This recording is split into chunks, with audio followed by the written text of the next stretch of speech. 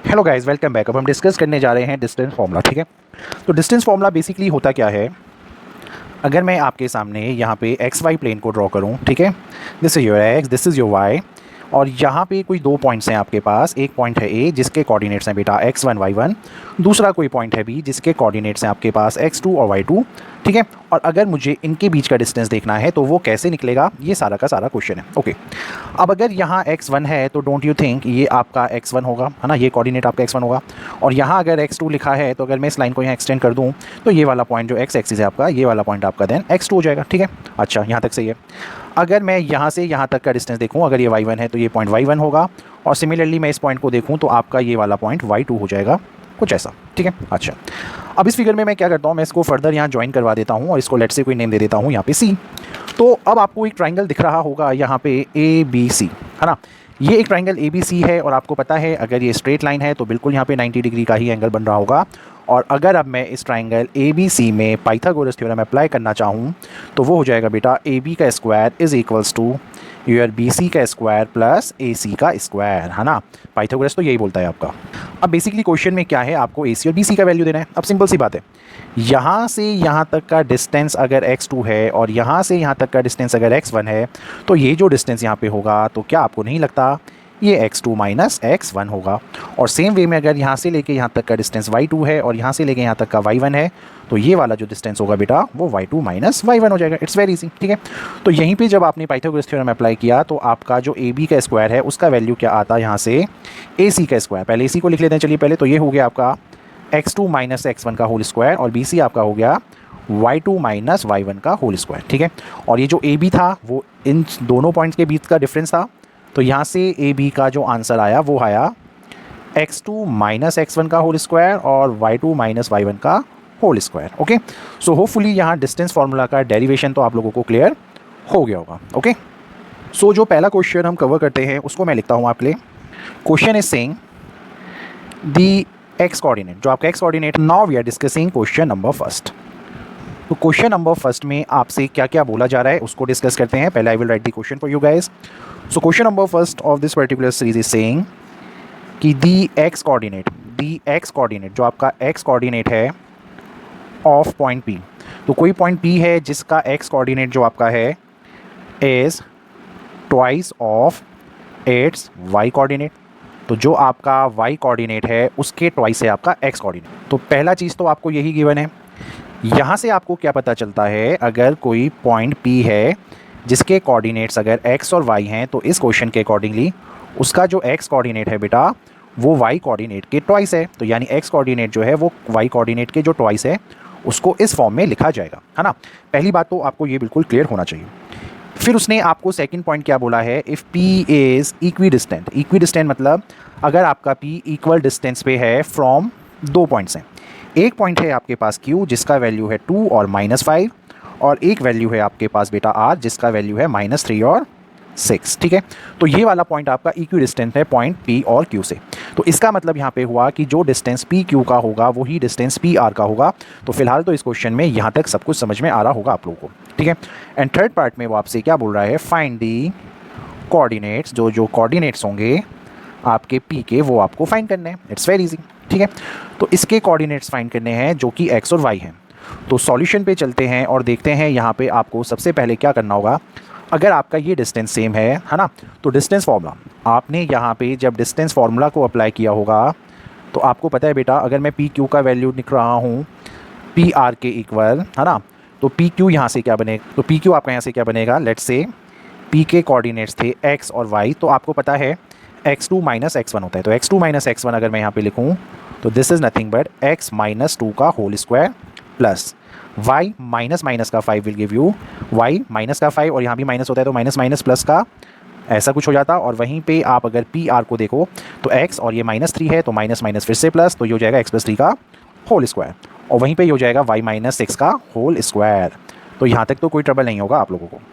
दोनों साइड की स्क्वायरिंग कर दीजिए, ये अंडर रूट हटेगा, और अब मैं इस अंदर वाले को सॉल्व करूँ तो ये देगा मुझे x square minus 4x plus का 4। जब आपने इसको ओपन किया दोनों साइड स्क्वायरिंग करने से ये अंडर रूट रिमूव हो गया है। यहीं पे ये बचता y स्क्वायर प्लस का 25 प्लस का 10y, और ये किसके इक्वल होता आपका x square plus 9 plus 6x, and the next value is why square plus 36 minus 12y। एक और चीज़ आपके पास, ठीक है, यहाँ तक क्वेश्चन में आप। सो जब इस क्वेश्चन को मैं अब फर्दर सॉल्व करूँगा तो काफ़ी सारी चीज़ें जो हैं वो यहाँ पे हो जाएगी बेटा कैंसिल, ठीक है। जैसे एक्स स्क्वायर से X square cancel, Y square से आपका वाई स्क्वायर कैंसिल, एंड में आपके पास क्या बचेगा, माइनस का 4x प्लस का 10y और 4 प्लस 25 इज़ 29। और ये किसके इक्वल होगा, 9 plus 36 is nothing but your 45, ये प्लस का 6x, ये माइनस का 12y। यहाँ तक तो कोई ट्रबल नहीं होगा। अब अगर मैं इन सब को यहाँ ले जाऊँ, इन दोनों वैल्यूज़ को यहाँ ले जाऊँ और 29 को अगर मैं यहाँ स्विच कर दूँ तो प्लस का 6 हो जाएगा यहाँ आके माइनस का 6 और माइनस का 4 और माइनस का 6 विल गिव यू माइनस का 10x। वहीं माइनस का 12 जब इधर आएगा तो वो हो जाएगा प्लस का 12y और 10 प्लस 12 आपका हो जाएगा बेटा 22y। वहीं पे अगर मैंने 45 में से 29 को माइनस किया तो you guys know it will give you 16। यहाँ तक तो क्वेश्चन में कोई प्रॉब्लम नहीं है, ठीक है। स्टार्टिंग में एक थ्योरी लिखा गया था जहाँ आपको पता है आपका x 2y के इक्वल था। तो अगर मैं यहाँ पे वैल्यूज़ को सब्सटीट्यूट करूँ, इस x की जगह अगर मैं 2y को पुट करूँ तो ये हो जाएगा माइनस का 10 इंटू 2y प्लस का 22y is equals to 16 and this is minus का 20, दिस इज़ प्लस का 22, तो यहाँ से 2y आपका 16 के इक्वल हो जाएगा। और finally we can say y is equals to 8। और y अगर यहाँ 8 आ गया तो आपको पता है जब आप यहाँ 8 पुट करोगे तो आपका x आ जाएगा 16, ठीक है। सो जो हमारा कोऑर्डिनेट हमें चाहिए है ना, तो p का जो कोऑर्डिनेट हमें आंसर में चाहिए तो वो आएगा 16 and 8। So hopefully this question is clear to you, okay. अब देखते हैं नेक्स्ट प्रॉब्लम नाउ। सो अब चलते हैं क्वेश्चन नंबर सेकंड पे। क्वेश्चन नंबर सेकंड आपसे क्या बोल रहा है, शो दैट, आपको शो करना है कि जो 4 पॉइंट्स हैं आपके यहाँ पे 4 पॉइंट्स हैं, आपको शो करना है कि ये जो 4 पॉइंट्स आपको यहाँ गिवन कर रखे हैं बेटा, जैसे कि 0 -1 आपका 6 और 7 आपका -2 और 3 और आपका 8 और 3, तो ये आर दी वर्टिसेस। ये सारे कौन हैं, ये आपके वर्टिसेस हैं ऑफ आ रेक्टेंगल। तो रेक्टेंगल के अगर ये वर्टिसेस हैं तो पहले आपको मैं थोड़ा सा एक थ्योरी को क्लियर कर देता हूँ। क्लास में भी आपको बताया था, मैं फिर से आपको रिकॉल करवा देता हूँ, एक बार फिर से सुनिएगा। आपका जो स्क्वायर और जो रेक्टेंगल होता है, ठीक है, आपका स्क्वायर और रेक्टेंगल जो होता है सिर्फ यही दो ऐसी दो फिगर हैं जिनके बेटा डायगनल्स होते हैं इक्वल, ठीक है। तो डायगनल्स जो इक्वल होते हैं वो सिर्फ रेक्टेंगल और स्क्वायर के होते हैं, ये बात ध्यान रखना। और जो स्क्वायर और आपका रोम्बस होता है, जो आपका स्क्वायर और रोम्बस होता है, उनकी ऑल 4 साइड्स आर इक्वल, उनकी ऑल 4 साइड्स इक्वल होती हैं। वहीं पे जो रेक्टेंगल और आपका पैरेललोग्राम होता है, ठीक है, तो उसमें भी क्या प्रॉपर्टी है, मैं लेंथ वाइज प्रॉपर्टी डिस्कस कर रहा हूँ बस, कि जो ऑपोजिट साइड्स होती हैं वो हैं इक्वल, ठीक है। क्योंकि मुझे क्वेश्चन में प्रूव करके दिखाना है कि ये एक रेक्टेंगल ही बनाएगा, तो डेफिनेटली मैं पहले तो ऑपोजिट साइड्स का लेंथ इक्वल आना चाहिए और उसके बाद मुझे डायगनल्स को भी इक्वल दिखाना पड़ेगा, क्योंकि अगर मैंने डायगनल्स को इक्वल नहीं दिखाया तो मेरा क्वेश्चन वहीं अटक जाएगा कि या तो ये रेक्टेंगल होगा या ये पैरेललोग्राम होगा, ओके। सो इसी थ्योरी पे अब मैं आपका यहाँ पे क्या करने जा रहा हूँ, मैं कुछ पॉइंट्स यहाँ पे ले लेता हूँ। Let's say this is your point A जिसके कोऑर्डिनेट है 0 और -1, ठीक है, 0 और -1। कोई दूसरा कोऑर्डिनेट ले लेते हैं यहाँ पे बी, इसको बना देते हैं यार, चलो इसको बी बना देते हैं, इसको बना देते हैं। आपका जो बी पॉइंट था वो था आपका 6 और 7। एक कोऑर्डिनेट था आपका सी जो कि आपका थर्ड पॉइंट था, वो है आपका -2 और 3। और एक पॉइंट बना देते हैं आपका डी जिसके कोऑर्डिनेट्स हैं 8 और 3। यहाँ तक तो कोई टेंशन नहीं होगा। अब मैं, क्योंकि आपको डिस्टेंस फार्मूला लगाना आता है, तो जब मैंने यहाँ पे डिस्टेंस फार्मूला अप्लाई किया होगा, जब मैंने यहाँ पे डिस्टेंस फार्मूला अप्लाई किया, लेट्स से मैंने डिस्टेंस फार्मूला ए बी पे जब अप्लाई किया, 6 - 0 उसका स्क्वायर होता है 36 और 7 माइनस माइनस प्लस हो जाता है 8 और 8 का जो यहाँ पे स्क्वायर आपका होता है वो होता है बेटा 64। पहला चीज़ तो है ये, यहाँ तक तो कोई टेंशन नहीं है। फर्दर आपने ऊपर देखा तो 8 - 2 इज़ नथिंग बट 10, 10 का स्क्वायर इज़ 100 और 3 - 3 इज़ 0। तो यहाँ तक भी कोई टेंशन नहीं होगा आप लोगों को, ओके। तो it's very easy, it's very easy. ये डिस्टेंस आपके पास आया 100 अंडर रूट में, ये डिस्टेंस भी आपके पास आया अंडर रूट 100। फिर आपने इसको देखा 6 में से -2 करोगे तो 8 बचा, 8 का स्क्वायर इज 64 और 7 में से 3 गया तो दिस इज योर 16। एक अंडर रूट में आपके पास ये बचा कुछ ऐसा, और जो लास्ट में आपके पास यहाँ पे बचा है वो कौन है उसको भी देख लेते हैं। यहाँ पे जब आपने 8 में से 0 को माइनस किया तो 64 ही बचा और 3 में से -1 करोगे तो 4 होगा और 4 का इज अगेन 16, ओके।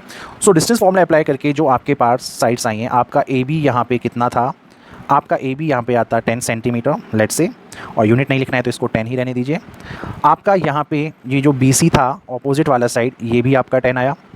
वहीं आपका ए डी वाला साइड जो आया वो अंडर रूट 80 आया। और अंडर रूट 80 का मतलब यहाँ पे क्या होता है, जब आप इसको डिवाइड करेंगे, this is nothing but 4 into 4 into 5 यानी 16 इंटू 5, ये 4 बाहर निकला तो इसको आप 4√5 बोल सकते हैं। और सेम वे में जो आपका ये बी सी आया है ना, ये this point is your C D, और जो आपका बी सी आया है दिस इज़ ऑल्सो 4√5। यहाँ तक तो कोई टेंशन नहीं होगा आपको, ठीक है। अब it's very simple, you can see opposite sides are equal. अब इस फिगर में यू कैन सी आपकी ये ऑपोजिट साइड्स इक्वल आए। अब बस आपको जिस चीज़ को इक्वल करना है वो है आपके डायगनल्स। तो अगर आपके ये डायगनल्स यानी अगर आपका ए सी यहाँ पे इस बी डी डिस्टेंस के इक्वल आ गया तो आपका ये क्वेश्चन हो जाएगा, है ना। तो बस अब सारी फाइट उसी की है, उसी के लिए फाइट करते हैं और देखते हैं एग्जैक्टली यहाँ क्या होने जा रहा है। जब आप ए सी का लेंथ निकालेंगे, -2 और 0, -2 और 0 को माइनस करोगे -2 बचेगा और उसका स्क्वायर होता है 4, और 3 में से अगर माइनस का -1 करोगे तो वो हो जाएगा 4 और उसका स्क्वायर होता है 16। तो ए सी जो आपके पास आएगा, जो डायगनल ए सी आएगा वो आएगा आपके पास √20, ओके। वहीं पे अगर मैं बी डी को भी सॉल्व करूं तो 6 में से 8 गया तो -2 और -2 का स्क्वायर इज़ अगेन 4, और 7 में से 3 गया तो 4 और 4 का स्क्वायर इज 16, और इसका आंसर भी आ जाएगा 20 अंडर रूट में, है ना। तो नाउ यू हैव सीन कि सर ऑपोजिट साइड्स भी इक्वल हो गए, डायगनल्स भी आपके इक्वल हो गए, ये दोनों डायगनल्स थे। तो अगर इतना सब कुछ यहाँ इक्वल हो चुका है तो इट शोज़ कि जो आपका ये ए बी सी डी वाला फिगर बना है इज़ अ रेक्टेंगल, ठीक है। तो ये पॉइंट भी आपको क्लियर हो गया होगा, ओके। अब चलते हैं नेक्स्ट प्रॉब्लम पे। क्वेश्चन नंबर 3 को देखते हैं। क्वेश्चन नंबर 3 आपसे क्या बोलता है? क्वेश्चन नंबर 3 आपसे बोल रहा है कि शो करके दिखाइए कि आपका कोई पॉइंट ए है जो कि आपका 6 4 है, कोई आपका पॉइंट बी है बेटा जिसका वैल्यू 5 और -2 है, कोई पॉइंट आपका सी है जिसका वैल्यू 7 और -2 है। आपको दिखाना है कि ये जो भी यहाँ लिखा है वो वर्टिसेस हैं आपके एक आइसोसेलेस ट्राइंगल के, ठीक है। और प्लस आपको यहाँ दिखाना है find the length of median, find the length of median, median की लेंथ बतानी है आपको। और ये मीडियन कहाँ से ड्रॉ हुआ है? ये ड्रॉ हुआ है थ्रू पॉइंट ए, ठीक है।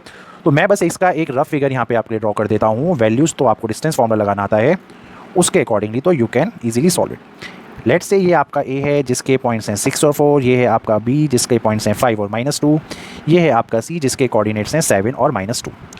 तो जब आप यहाँ डिस्टेंस फॉर्मूला लगाएंगे तो आपके ए बी का जो वैल्यू आएगा बेटा वो आएगा √37, और सेम जो आपका ए सी है उसका वैल्यू भी आएगा √37, ठीक है। और इन दोनों का अगर आपने वैल्यू निकाला तो वो √37 नहीं आएगा। अब क्योंकि आपका ए बी और यहाँ पे जो ए सी है इन दोनों का length is same, so yes we can say this given triangle is an isosceles triangle. तो यहाँ से ट्राइंगल ए बी सी आपका क्या हो जाएगा? आइसोसेलेस ट्राइंगल, पहली चीज़, ठीक है। अब चलते हैं इसके सेकंड पार्ट पे। सेकंड पार्ट में वो आपको बोल रहा है बेटा लेंथ ऑफ मीडियन। मीडियन क्या होता है? मीडियन क्या होता है उसको पहले देखिए। Median is a line, median एक ऐसी लाइन होती है विच बाइसेक्ट्स, जो कि दो इक्वल हिस्सों में कट कर देती है।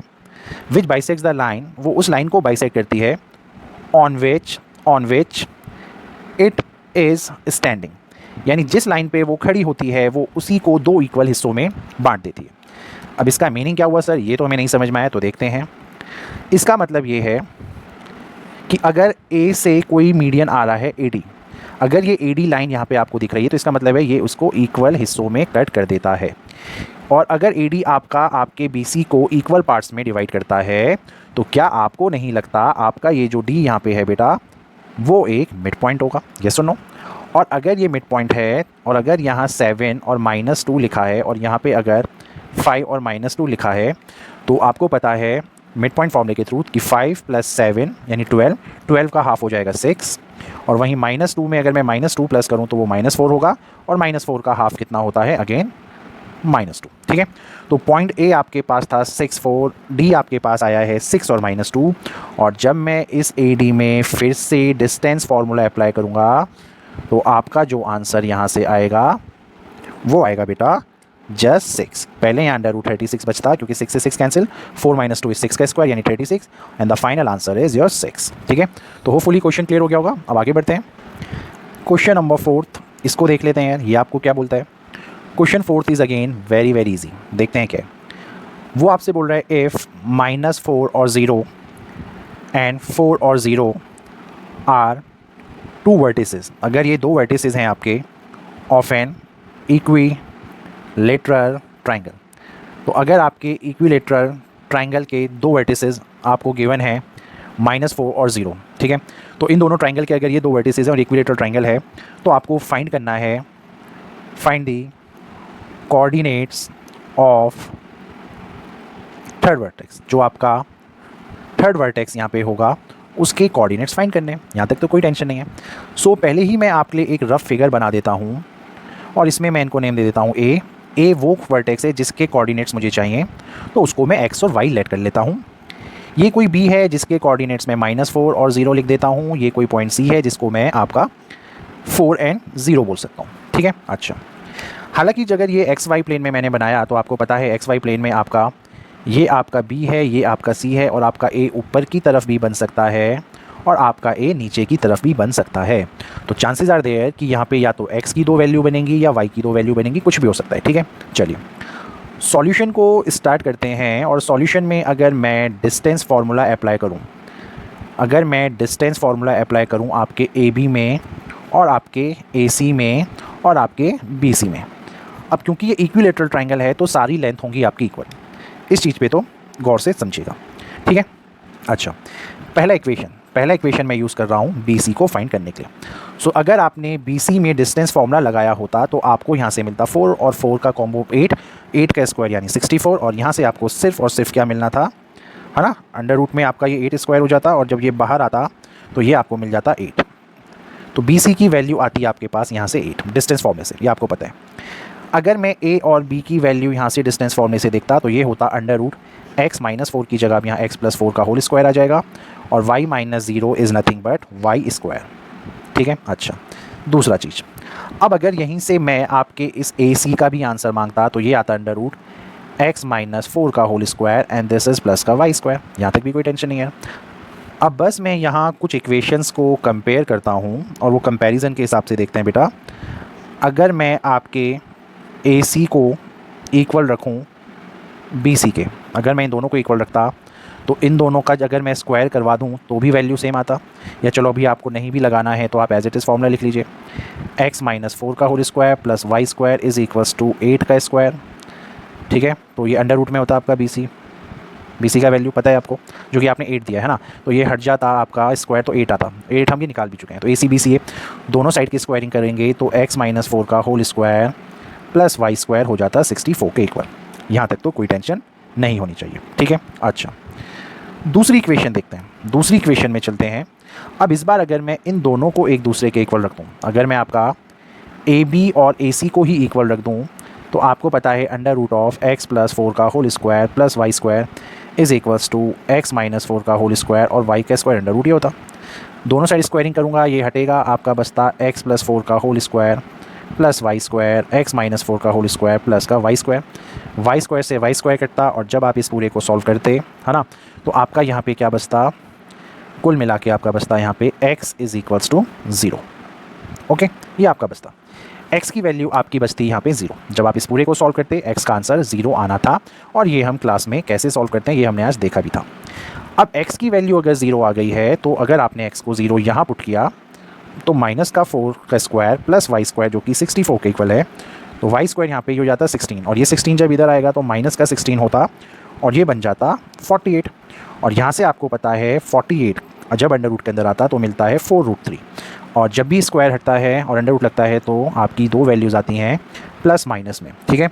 सो द रिक्वायर्ड आंसर, तो जो कोऑर्डिनेट्स हमारे पॉसिबल बन सकते थे, है ना, तो जो कोऑर्डिनेट्स हमारे पॉसिबल कोऑर्डिनेट्स हो सकते थे, जैसे कि मैंने आपको बताया था, क्योंकि आपका फिगर बेटा ऊपर की तरफ भी बन सकता था, नीचे भी बन सकता था, तो एक तो आया 0 और 4√3, और एक आपके पास आया 0 और -4√3, ठीक है। सो होपफुली ये क्वेश्चन भी आपको क्लियर होगा, है ना। अब देखते हैं क्वेश्चन नंबर 5 इसी सीरीज़ का। क्वेश्चन नंबर 5 आपसे क्या बोलता है कि आपके कुछ पॉइंट हैं बेटा, आपके कुछ पॉइंट हैं एक पॉइंट ए है जो कि -1 और y है, और दूसरा कोई पॉइंट भी है जो कि आपका 5 और 7 है, वो लाई करते हैं ऑन दी सर्कल, ठीक है। ये सर्कल पे लाई करते हैं। इसका मीनिंग क्या है, अगर मैं एक सर्कल ड्रॉ करूँ तो आपके ये दो पॉइंट हैं, इस पे लाई करते हैं। लेट्स से ये पॉइंट आपका ए हो गया और ये कोई पॉइंट आपका बी हो गया, ये इस सर्कल पे लाई करते हैं। फिलहाल तो इसका ये मीनिंग है, ठीक है। अब on the circle with centre, और जो सेंटर है इस सर्कल का विद सेंटर ओ, जिसकी वैल्यू है 2 और आपकी -3y।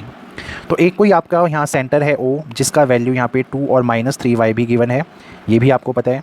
बी आपको 5 और 7 दिया था, ए आपको -1 और y दिया है, इसको ध्यान रखना। और आपको यहाँ पे वैल्यू चाहिए, find the value of y का वैल्यू चाहिए। तो it's very easy, we know कि यार ओ ए और ओ बी का लेंथ सेम होगा। और ऐसा क्यों है, आपका ओ ए और ओ बी यहाँ इसलिए सेम होगा क्योंकि ये रेडियाई हैं ना, ये रेडियाई हैं of your circle. So since these are the radii of a circle, तो इनका लेंथ सेम होगा, ठीक है। तो बस अब मुझे कुछ भी नहीं करना है, मुझे यहाँ पे डिस्टेंस फार्मूला लगाना है। मुझे यहाँ पे सिर्फ और सिर्फ डिस्टेंस फार्मूला लगाना है और मुझे इस क्वेश्चन में कुछ भी नहीं करना है। तो जब आपने ओ ए को फाइंड करना चाहा होगा तो 1 और 2 का स्क्वायर आपको दे देता यहाँ पे 9 प्लस, और y -2 का हो जाता है यहाँ पे होल स्क्वायर। वहीं पे ये थोड़ा मैं डायरेक्ट कर रहा हूँ बिकॉज क्लास में वी हैव ऑलरेडी कवर्ड कि कैसे किया जाता है। 2 में से 5 गया तो 3 का स्क्वायर इज अगेन 9, और माइनस का 3y और माइनस का 7 यहाँ पे हो जाता माइनस का 3y और -7 का होल स्क्वायर। यहाँ तक भी कोई टेंशन नहीं है। अंडर रूट अगर हटता तो आपका यहाँ से अंडर रूट अगर मैं रिमूव कर देता तो ये 9 से 9 कटता और आपका बचता y -2 का whole square is equals to -3y -7 का होल स्क्वायर, ओके। और जब आप इसको सॉल्व करते तो एक क्वाड्रेटिक इक्वेशन यहाँ बनता y square -6y -7 is equals to 0, ठीक है। और फर्दर अगर हम इसके फैक्टर्स करते तो ये होता y -7 और y +1 इज इक्वल्स टू 0, और यहाँ से y की वैल्यू आती एक 7 और एक -1। तो ये तो आपको क्लियर हो गया होगा, क्वेश्चन में थोड़ा सा डायरेक्ट कर दिया है। अब अगर मैं आपसे यहाँ पे रेडियस की भी डिमांड करता तो रेडियस तो आपको पता है ओ ए है ये बेटा। जब आपका y यहाँ पे होता 7, सपोज़ y यहाँ 7 होता, ठीक है, अगर आपका 7 होता तो यहाँ भी 7 आता, तो अब जो आपके कोऑर्डिनेट्स a होता तो a का कोऑर्डिनेट हो जाता -1 और 7, और इस o के कोऑर्डिनेट हो जाता 2 और माइनस का 21। और जब आप इसमें इस फॉर्मूले को पुट करते है ना, जब आप इसको सॉल्व करते बेटा, तो एनी हाउ जो आपका यहाँ पे रेडियस बनना था, है ना, जो आपका यहाँ पे रेडियस बनना था वो बनना था √793। यहाँ तक तो कोई प्रॉब्लम नहीं है, ठीक है। लेकिन जब आप y को -1 लेते, जब आप यहाँ y को -1 लेते, है ना, -1 लेते इंस्टेड ऑफ दिस, तो आपके कोऑर्डिनेट्स होते -1 और -1, और ये वाला हो जाता 2 और प्लस का 3। अब आपका जो रेडियस आता वो आता आपका रेडियस जिसको आप ओ ए बोल रहे हो, ये अब आता 5, ठीक है। और अगर मैं आपसे बोलूँ यार सेंस क्या लग रहा है, इट इज़ नॉट पॉसिबल कि रेडियस आपके अलग अलग आ जाए, है ना। लेकिन जब आपकी वैल्यूज़ ही चेंज हो गई हैं तो 2 रेडियसेस कैन कम, ठीक है। तो जब आपका y -1 होगा तो 5 आंसर आएगा, जब आपका y 7 होगा तो आपका एक डिफरेंट आंसर आया है। तो होपफुली ये क्वेश्चन भी क्लियर हो गया होगा। कैलकुलेशन पार्ट आप लोग खुद करिएगा, ओके। अगला देखते हैं। अगला क्वेश्चन क्या है, फाइंड दी कोऑर्डिनेट्स। आपको इस बार कोऑर्डिनेट्स निकाल के देने हैं ऑफ दी सेंटर के। तो जो सर्कल का सेंटर होगा उसके कोऑर्डिनेट आपको निकाल के देने हैं। तो मैं एक सर्कल आपके लिए बना देता हूँ पहले, और ये एक सेंटर है ओ जिसके कोऑर्डिनेट्स मैं x और y ले लेता हूँ, ठीक है। अब इसको क्या बोला है कि यहाँ से क्या हो रहा है, find the coordinates of the centre of a circle passing through the points. तो this particular circle is passing through 3 points. One is 0 0, another one is -2 and 1, and the third one is -3 और 2। तो मैं assume कर लेता हूँ, चल यार एक पॉइंट ये है कोई जो कि 0 0 है, एक कोई पॉइंट ये है बी जो कि -2 और 1 है, एक पॉइंट है यहाँ पे सी जो कोई -3 और 2 है, ठीक है। अब आपको पता है ये रेडियस है तो ये सारा का सारा डिस्टेंस होगा सेम। तो यहाँ से आपका ओ ए, ओ बी और ओ सी ये सब सेम होने जा रहा है। Now the big question is आप इसमें से कौन से कॉम्बो को बनाएंगे, क्योंकि लेंथ तो सारी सेम होने जा रही है। तो एक चीज़ को ध्यान रखना, क्योंकि आपका ये जो ओ है ना, ये जो आपका ओ है जो कि XY है और एक है यहाँ पे 0 0, तो कोशिश करना ये पॉइंट ए हमेशा इन्वॉल्व हो आप जब भी किन्हीं दो इक्वेशंस को कंपेयर करने जाएंगे। तो ऐसा क्यों होगा, अगर मैं आपके ओ ए को मैं सबसे पहले इक्वल रख दूँ आपके ओ बी के, यानी ओ ए ओ बी को इक्वल रख दूँ, x - 0 y - 0 is nothing but it will give you x² + y², है ना। और वहीं पे इन दोनों को सॉल्व करोगे तो this will give you x + 2 का होल स्क्वायर प्लस y - 1 का होल स्क्वायर। यहाँ तक तो कोई टेंशन नहीं होगा, ओके। और जब आप इस इक्वेशन को फर्दर सॉल्व करोगे तो आपने सब कटिंग शटिंग जब आप कर लेंगे फाइनली, तो this will give you 4x - 2y plus का 5 इज़ इक्वल्स टू 0, ठीक है।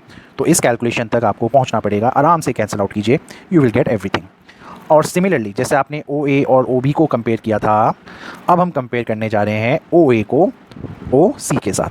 तो फिर से यहाँ पे x square plus y square आता और ओ सी में आपका क्या आता, एक्स प्लस 3 का होल स्क्वायर और आता आपका वाई माइनस 2 का होल स्क्वायर। फिर से आप इसको सॉल्व करते यार, फिर से आपके पास कौन आता, 6x minus 4y plus 13 is equals to 0। और अब आप इन्हें चाहे एलिमिनेशन मेथड से करो चाहे सब्स्टिट्यूशन मेथड से करो, जब आप इन दोनों इक्वेशंस को सॉल्व कर देते किसी भी मेथड से, चाहे एलिमिनेशन हो चाहे सब्स्टिट्यूशन, यहाँ पे आपका x आ जाता 3/2 और आपका y आ जाता 11/2। होपफुली क्वेश्चन क्लियर होगा आपको, ठीक है।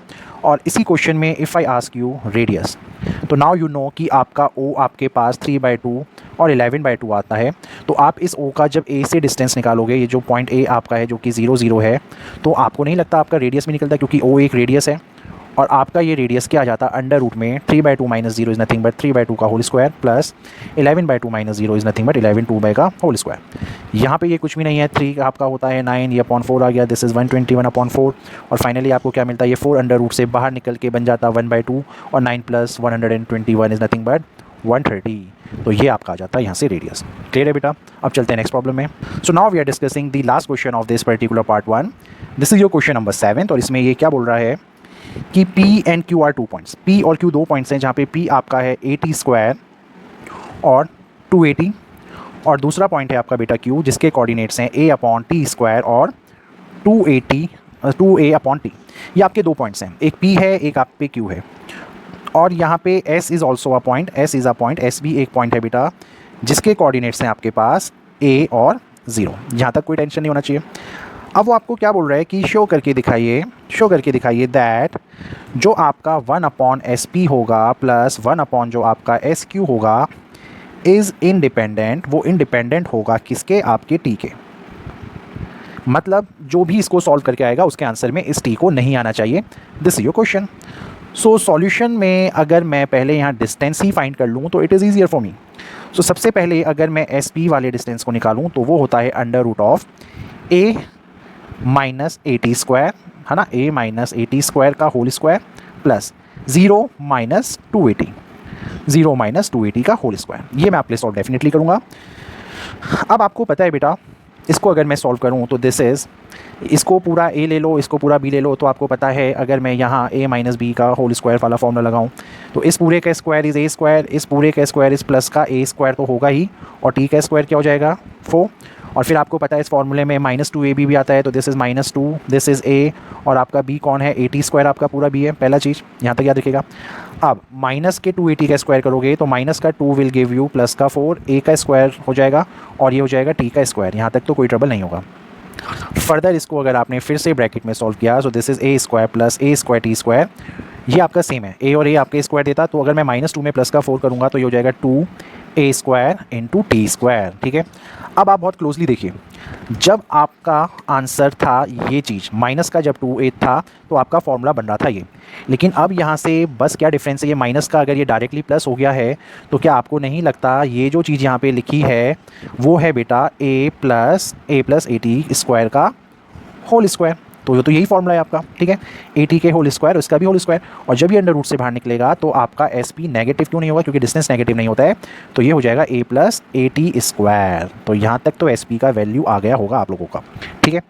तो अब चलते हैं, जैसे आपने SP का वैल्यू दिया वैसे ही आप यहाँ अब SQ का भी जब वैल्यू देंगे तो SQ का भी बड़ा ईजी सा लॉजिक है, ये आपने अंडर रूट डाला, अब यहाँ पे हो जाएगा आपका A माइनस A/T स्क्वायर का होल स्क्वायर प्लस ये हो जाएगा 0 माइनस 2A/T का होल स्क्वायर। कोई डाउट यहाँ तक? इसको भी थोड़ा क्विकली अगर मैं सॉल्व करूँ तो स्क्वायर प्लस ये आपका हो जाएगा A स्क्वायर/T की पावर 4 माइनस का 2A इंटू B यानी A स्क्वायर/T स्क्वायर। वेरी क्विक, इन दोनों को सॉल्व करोगे तो ये प्लस का 4A स्क्वायर और T स्क्वायर देगा, येस और नो। तो just like your previous question, minus plus आपको ये क्या कन्वर्ट करके दे देगा, इसको देखते हैं। यहाँ से XQ की वैल्यू आपको फिर पता है, ये हो जाएगा A स्क्वायर प्लस A स्क्वायर/T की power 4 minus 2 plus 4 is nothing but plus का 2A स्क्वायर/T स्क्वायर। तो जैसे आपने SP में कन्वर्ट किया था ये भी एक फॉर्मूला बनेगा, और यहाँ से XQ की वैल्यू क्या आ जाएगी बेटा, A प्लस, है ना, तो आपका जैसे ये A स्क्वायर बना था वहीं पे ये सिमिलरली ये वैल्यू भी आएगी आपकी, तो यहाँ पे ये लकीली आपका क्या बन जाएगा A प्लस A/T स्क्वायर। यहाँ तक तो कोई भी ट्रबल नहीं होना चाहिए आपको, ठीक है। एक वैल्यू ये आया, एक वैल्यू ये आया, अगर आप इसका LCM भी ले सकते हैं तो आपको मिलेगा AT² plus A upon T²। ठीक है, चलो अब फाइनली यहाँ पे हम प्रूव करने जा रहे हैं क्वेश्चन को। क्वेश्चन में था 1/SP प्लस 1/SQ, है ना। तो आपका जो SP था उसका वैल्यू आया 1/A plus AT²। Okay, SQ का वैल्यू ये था, तो ये हो जाएगा AT² प्लस A और अपॉन में T²। यहाँ तक भी कोई डाउट नहीं होगा। आपको पता है जो डिवीज़न में होता है वो सबसे ऊपर आ जाता है। तो आपका क्वेश्चन अब यहाँ पे हो गया 1 + 1/AT² plus T² upon A plus AT², ये सो नो। और LCM जब आप लेंगे तो LCM सेम आएगा, नीचे बचा A प्लस AT², ऊपर क्या बचा बेटा 1 प्लस T², है ना। और जब आप यहाँ नीचे से A को कॉमन ले लेंगे तो ये जो आपका ऊपर लिखा है और जो नीचे लिखा है दोनों में क्या बचेगा A प्लस 1 प्लस T², ये कैंसिल, आंसर आया 1/A। और 1/A होने का यहाँ पे मीनिंग क्या है, इट इज़ इंडिपेंडेंट। ये क्वेश्चन इंडिपेंडेंट हो गया है किससे, आपके T से। तो यही तो हमें दिखाना था इस क्वेश्चन में। ठीक है, सो होपफुली आपको पार्ट नंबर 1 क्लियर हो गया होगा। Okay, thank you.